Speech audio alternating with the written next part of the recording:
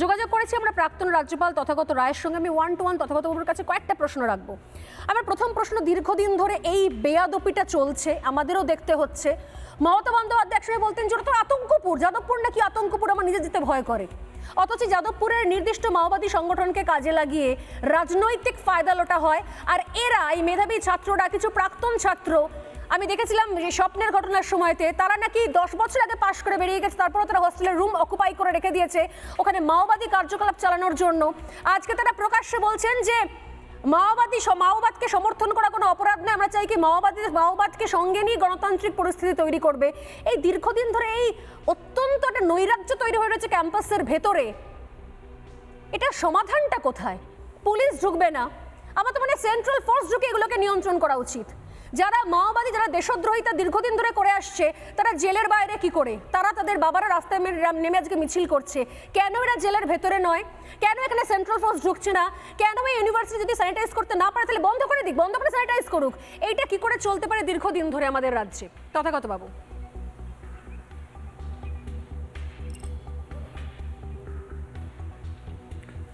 বিশ্ববিদ্যালয় কি তৈরি হয়েছে ওখানে তথাকথিত গণতান্ত্রিক অধিকার জাহির করবার জন্য, গণতন্ত্রের মাসল ফ্লেক্সিং এর জন্য, নিজের হাতের গুলি দেখাবার জন্য, না বিশ্ববিদ্যালয় তৈরি হয়েছে বিদ্যাদান এবং বিদ্যার্জনের জন্য? এই ব্যাপারটাই ভুলে গেছি আমরা। এই যে কুনাট্য এই মুহূর্তে যাদবপুর বিশ্ববিদ্যালয়ে অভিনীত হচ্ছে, এই যাদবপুর বিশ্ববিদ্যালয়ে আমি 20 বছর পড়িয়েছি। এই যাদবপুর বিশ্ববিদ্যালয়ে আজকে আমরা যেটা দেখছি সেটা হচ্ছে দুটো দলের মধ্যে, দুটো রাজনৈতিক প্রতিপক্ষের মধ্যে, একদিকে তৃণমূল আছে আর অন্যদিকে বামেরা আছে, তার মধ্যে সিপিএম আছে, এইডস বলে একটা সংস্থা আছে, যাদের অন্য কোনো অস্তিত্বের কথা আমি জানি না, কিন্তু যাদবপুরে তারা বিরাজমান। এরা সব আছে এবং তারা লড়ালড়ি করে যাচ্ছে। এর মধ্যে লেখাপড়ার কোনো জায়গা নেই, এর মধ্যে বিদ্যাদান এবং বিদ্যার্জনের কোনো জায়গা নেই। দ্বিতীয় কথা হচ্ছে, এই যে মাওবাদের কথা আমরা শুনছি, এই মাওবাদটা আমার খুব বিচিত্র লাগছে। কারণ মাওয়ের নিজের জন্মভূমি এবং লীলাভূমিতে, সেখানে এরা মাওয়ের স্বজাতীয়রা তাকে ফেলে দিয়েছে ছুঁড়ে, তার দর্শন ফেলে দিয়েছে। মাওয়ের জায়গা আজকে টিয়ানানমেন স্কোয়ারে খুব বড় ছবিতে, আর তাদের রেনবিনবি অর্থাৎ চীনা নোটে, কিন্তু মাওয়ের অন্য কোনো জায়গা নেই। মাওকে পুরোপুরি সরিয়ে জায়গা নিয়ে নিয়েছে দেংবাদ, যেখানে স্বাভাবিক যে বাণিজ্যিক আদান প্রদানগুলো সেগুলো স্বীকৃতি পেয়েছে, যেগুলো মাওয়ের দর্শনে আদৌ ছিল না। কিন্তু এই বাঙালি ছাত্ররা তারা এই মাওয়ের মোড়া আঁকড়ে ধরে বসে আছে, সেই গলিত পচা মোড়া আঁকড়ে ধরে বসে আছে, আর তারা মাওবাদ শেখাচ্ছে, বাঙালিদের মাওবাদ শেখাচ্ছে, আর সেই মাওবাদ করে বিশ্ববিদ্যালয়ের সর্বনাশ করছে।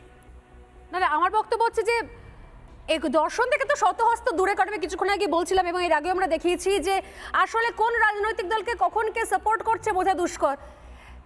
একই রাজনীতি যাদবপুর ক্যাম্পাস থেকে কখনো বুদ্ধবাবুকেও গালাগাল দেওয়া হচ্ছে, মমতা বন্দ্যোপাধ্যায়কেও গালাগাল দেওয়া হচ্ছে, নরেন্দ্র মোদীকেও গালাগাল দেওয়া হচ্ছে। আবার পাল্টা অন্য জিনিসও বলা হচ্ছে, মোহাম্মদ সেলিম রাস্তা নেমে বলছেন আরএসএস এর বাচ্চা, কোটান কোট, এটা হচ্ছে ভাষা। মোহাম্মদ সেলিম একটা শূন্য পাওয়া দল, মহাশূন্যে বিলিয়ে যাওয়ার আগে, এটা হচ্ছে তাদের ভাষা।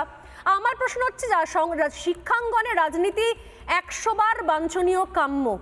আমাদের দেশে শিক্ষাঙ্গনের রাজনীতি থেকেই অনেক বড় বড় নেতামন্ত্রী উঠে এসেছে, কিন্তু শিক্ষাঙ্গনের রাজনীতির ক্ষেত্রে সেক্ষেত্রে মানে উদ্দেশ্য কি থাকবে? যাতে ছাত্রছাত্রীদের স্বার্থ, পড়াশোনার স্বার্থ, ক্যাম্পাসের পরিবেশের স্বার্থ, এগুলোও বেশি প্রায়োরিটি পাওয়ার কথা। অথচ এক্ষেত্রে শিক্ষাঙ্গনের রাজনীতি এতটাই ভয়াবহ জায়গা, যেখানে দেশে কেন্দ্রে, যেখানে পার্লামেন্টে কি বিল পেশ হচ্ছে না হচ্ছে তাই নিয়ে দেশ ভাঙার অ্যান্টি ন্যাশনাল ক্যাম্পেইন চলে এখান থেকে। সমস্ত পলিটিক্যাল পার্টি এদেরকে দালালের মতো, মানে এদেরকে ক্যাডারের মতো ইউজ করে, আর এরাও নিজেদের স্বার্থে সেগুলো ইউজ হতে যায়। কারণ এখানে মেধা নিয়ে ঢোকার পর তো আলটিমেটলি পলিটিক্যাল ক্যাডারে পরিণত হয়ে যায়। এখন তারা কিসের দর্শন বলবে? এটা কি শিক্ষাঙ্গনের রাজনীতির চাহিদা হতে পারে? এটা কি শিক্ষাঙ্গনের রাজনীতির রূপ হতে পারে? খুব সংক্ষেপে তথাগত বাবু।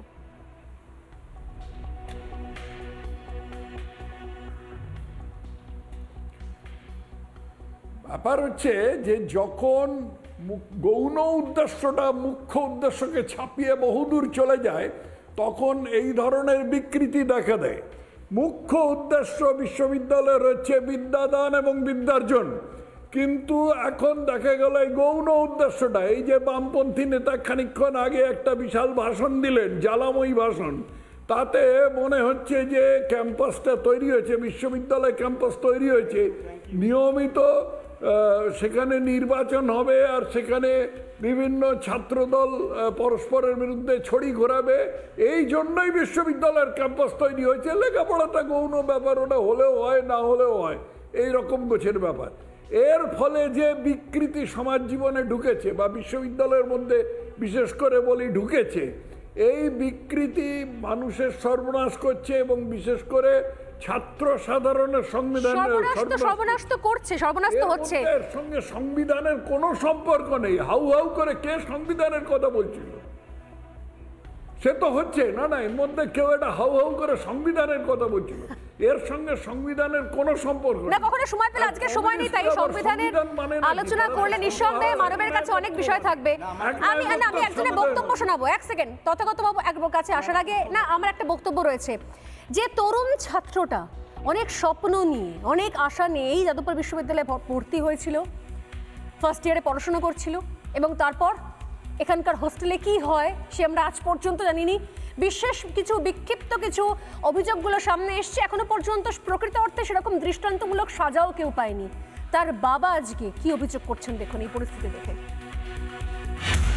যাদবপুর বিশ্ববিদ্যালয় পশ্চিমবঙ্গের শিক্ষা জগতের কলঙ্ক।